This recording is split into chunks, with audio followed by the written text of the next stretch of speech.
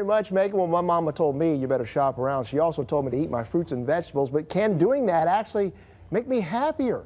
UAB nutritionist Dr. Beth Kitchin joined us. Are you really going to try to convince me that eating some squash is going to make me happier? Well, let's think of it this way, Mike. If I told you that eating more squash might help you to lower your risk of heart disease or cancer 20 years from now, is that going to be very motivating for you? Yes, very much so. Really, for you it would be. Well, for the average person, it probably wouldn't be. But if I told you that if you start eating more squash, you'll actually have more satisfaction with your life and you'll be happier.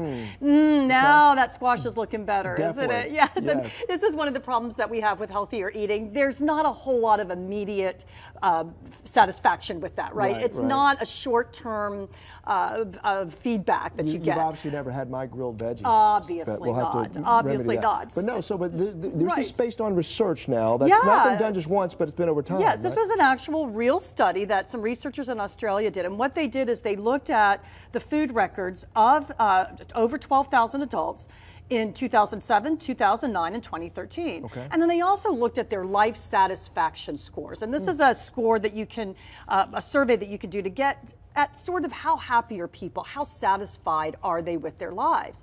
And what they found was that there was a group of people who went from eating during that time period almost no fruits and vegetables up to 8 servings a day. And in that group of people, their life satisfaction score went up pretty significantly. It went up what would be the equivalent if you found a new job. You didn't have a job and you found a new job. That's a pretty good thing in someone's life. Now you can say, oh, other things could have caused that happiness. What if they got married, or what if they won the lottery?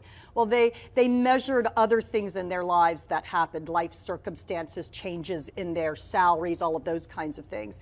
And so they took those into account and still saw this increase in happiness. Oh, how about that? And I know you always talk about some of these studies, that's a large group for the study, 12,000, but again, it's not cause and effect. Exactly. This is still not the kind of study, even though this is a pretty well done study, we still can't say that eating the fruits and vegetables caused them to be happier, because there still could be other things that explain that.